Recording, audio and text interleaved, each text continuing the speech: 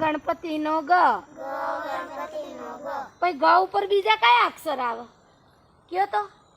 ગાડી, ગાજર, ગાય, ગાભુ, ગાડું.